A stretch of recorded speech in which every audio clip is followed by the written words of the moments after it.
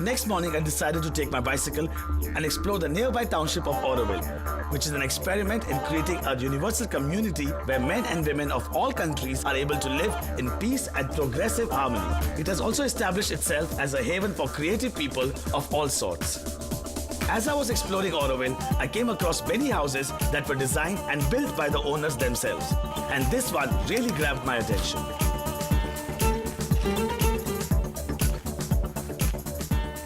Looks like an unusual house. I have never seen something like this in India, and least of all I expected that in Pondicherry.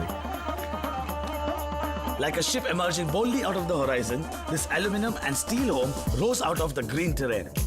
There was a lot of glass everywhere, and it had a nice bare and minimalist look.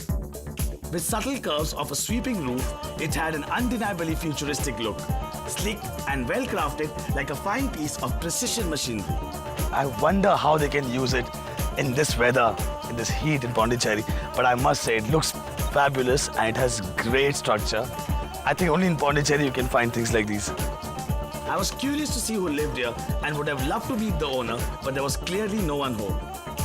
I then came across another metallic and futuristic looking house. Clara, the owner of the house, was standing outside and I asked her if I could come in and have a look. I was so attracted to the house from outside. Yeah, it looked like some spaceship has landed in Auroville. Well, some people think it's weird, huh? No, I meant it a beautiful way. This looks nice. Wow. Lots of air, lots of light. There were some huge chimes hanging there that Clara told me were made locally. And the pond had water collected from rainwater harvesting. The house was designed by a young German architect called Fabian and took 15 months from start to finish. I like the steps, they're really nice. The interiors were on the lines of rationalism with its essential lines and clutter-free atmosphere to make beauty come alive in its integral simplicity. I particularly like the straight lines that were used throughout the house.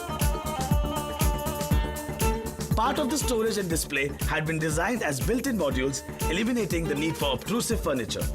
It's a rather unusual house, I must say. It's fabulous, it's modern, it's high-tech. It's something I would not imagine in Pondicherry. How did you get convinced to do this? Well, convinced. I came here 10 years ago and I was sure not brought up in Tamil tradition.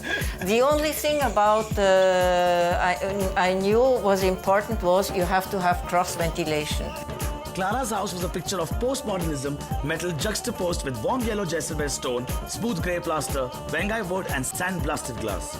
It was surprisingly cool inside on this otherwise hot and humid evening, and the metal exterior actually made a great heat reflector for the house. I absolutely love this non-conformist design and would love to own a place like this someday.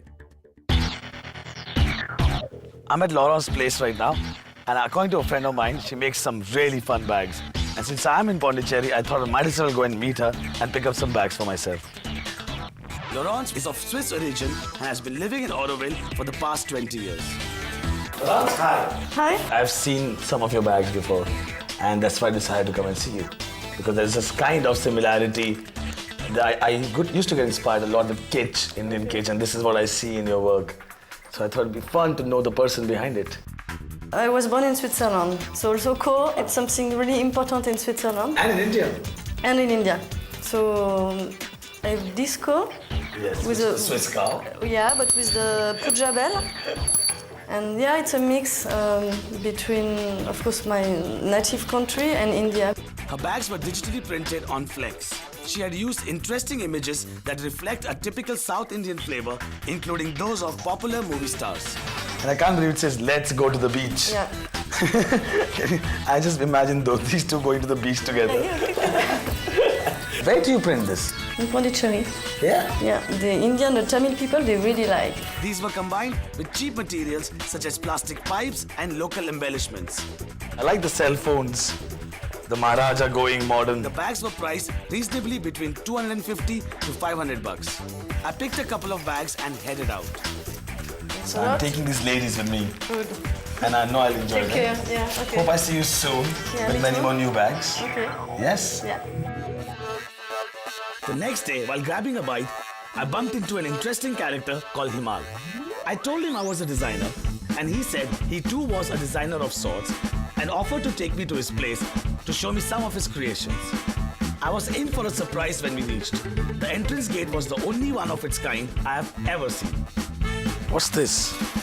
That's our gate. Oh, it's a gate. How do you get this idea? What are you on? I want to know. I'm on higher spirituality. I'm trying to see what's inside. Yep. Oh, I can see another bike there. Yeah, there's a few bikes, one right above here. Yeah, it's right above my head, there's one. Great. It's a Victoria from 1942, I think it's from. Where'd you get it from? I collected it. I used to be a bike collector in the past. I had a passion for old bikes. Yeah? Yeah. But how did it start? Because everybody is an artist in their own way, and I like the profiles of the old classic bikes. The original bikes are from not even from India, they're mostly from England. Check out that one. That one's about 65 years old. It's a Norton. This place was a motorbike fantasy land. There were merry-go-rounds, seesaws, and rodeo horses, all partly or fully made from motorbikes.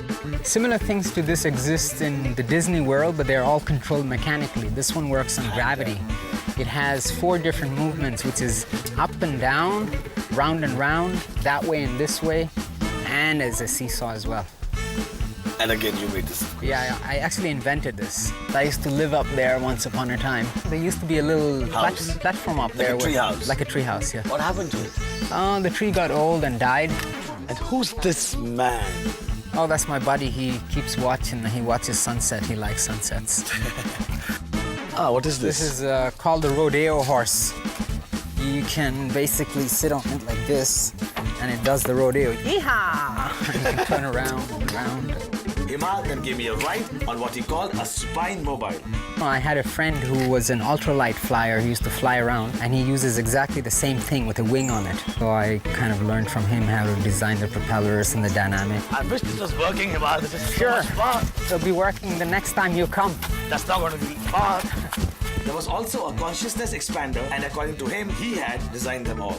This is where you're supposed to be. Yeah, and this one goes like this, and this one goes like that. So then you're inside there. You want to have a ride? No. It gives you the 4th dimensional movement, which we don't experience in our normal day life.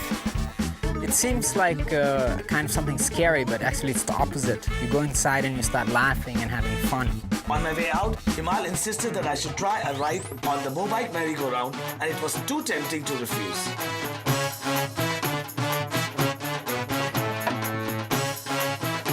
Wow. It was undoubtedly the wackiest, most fun ride ever, and this place proved to be an experience I would not forget in a hurry. Make the movie, yo! All right, this is a Triumph from 942, and that one's a BSA from 946. Stay tuned as I find out about a design project that's impacted thousands of lives and discover a new musical instrument.